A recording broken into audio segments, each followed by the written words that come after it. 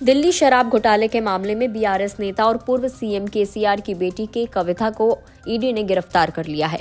वहीं इससे पहले दिल्ली शराब घोटाले में ईडी ने उनके हैदराबाद स्थित आवास पर छापेमारी भी की थी। गिरफ्तारी के बाद के कविता को दिल्ली लाया गया, जहां जांच एजेंसी ने कविता की 10 दिन की हिरासत मांगी। उन्हें कोर्ट में पेश किया गया, लेकिन यहां ये जानना जरूरी है कि दिल्ली शराब घोटाले मामले में के कविता का नाम आखिर कैसे आया और दिल्ली शराब घोटाले में साउथ का क्या कुछ कनेक्शन है। बीआरएस नेता के कविता को उसी दिल्ली शराब घोटाला केस में गिरफ्तार किया गया है, जिसमें अरविंद केजरीवाल सरकार में डिप्टी सीएम रहे मनीष सिसोदिया को अरेस्ट किया गया था। उनके बाद आम आदमी पार्टी के नेता संजय सिंह भी गिरफ्तार किए गए थे। जानकारी के मुताबिक ईडी की टीम ने बीआरएस नेता की कविता को 2 समन भेजे थे। हालांकि कविता ने इन्हें नजरअंदाज कर दिया था। यही नहीं, उन्होंने ईडी के समन को लेकर सुप्रीम कोर्ट में जमानत याचिका भी लगाई थी। हालांकि सुप्रीम कोर्ट ने इस पर सुनवाई 19 मार्च तक स्थगित कर दी। इसी बीच ईडी की टीम ने शुक्रवार शाम को के कविता को गिरफ्तार कर लिया। कविता की गिरफ्तारी लोकसभा चुनाव कार्यक्रम की घोषणा से एक दिन पहले हुई है। के कविता के खिलाफ मेन एलिगेशन ये है कि वो साउथ लॉबी का हिस्सा थी।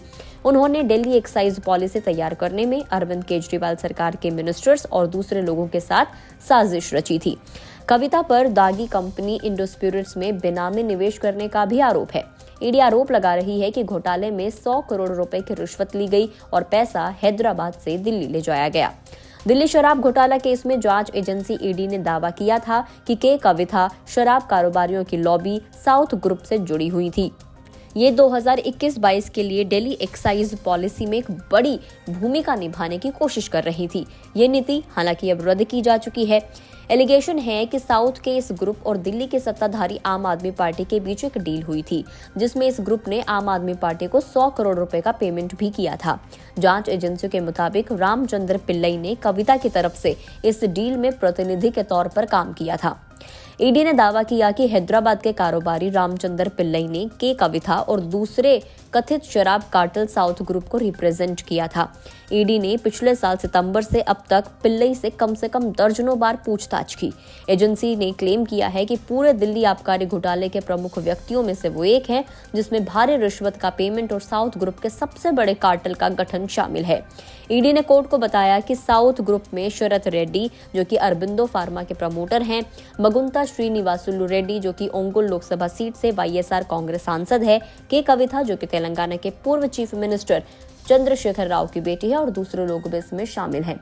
एक्चुअली जांच एजेंसी के मुताबिक जून 2021 में हैदराबाद के आईटीसी कोहिनूर में एक बैठक हुई थी।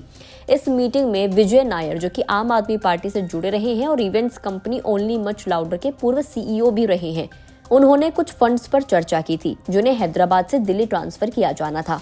उन्होंने ये जिम्मेदारी दिनेश को सौंपी और उनसे इसके लिए कविता के एक दूसरे सहयोगी अभिषेक बोइनपल्ली के साथ बातचीत के लिए कहा था। बाद में मंगूटा राव रेड्डी और शरत रेड्डी जैसे आरोपी सरकारी गवाह बन गए और कविता के खिलाफ बयान दे दिए। इस मामले में के कविता से पिछले साल ईडी की टीम ने पूछताछ भी किया था। जानकारी ये भी मिल रही है कि दिल्ली शराब पॉलिसी केस में ईडी की टीम ने पिछले साल एक आरोपी अमित अरोड़ा को रिमांड पर लिया था। उसने भी कविता का नाम लिया था, जिसके बाद ईडी की टीम ने कविता को पूछताछ के लिए समन किया। हालांकि ईडी के सामने वो नहीं पहुंची। बैक टू बैक 2 समन के बाद अब जांच एजेंसी ने हैदराबाद में छापेमारी करने के बाद कविता को गिरफ्तार कर लिया। वहीं इस मामले में लेटेस्ट अपडेट ये है कि दिल्ली के कथित शराब घोटाले से जुड़े मनी लॉन्ड्रिंग मामले में दिल्ली के चीफ मिनिस्टर अरविंद केजरीवाल को राहत मिल गई है। दिल्ली की राउज एवेन्यू कोर्ट ने शराब घोटाला केस में केजरीवाल को जमानत दे दी है। ईडी के समन मामले में 15,000 के बेल बॉन्ड के साथ केजरीवाल को जमानत मिल गई है। वीडियो में इतना ही। आपको जानकारी कैसी लगी और इस पर आपकी क्या कुछ राय है, कमेंट करके जरूर बताएं। अगर आप इस वीडियो को फेसबुक पर देख रहे हैं तो फेसबुक पेज को लाइक करें, यूट्यूब पर देख रहे हैं तो गुड रिटर्न्स के यूट्यूब चैनल को सब्सक्राइब करना ना भूलें।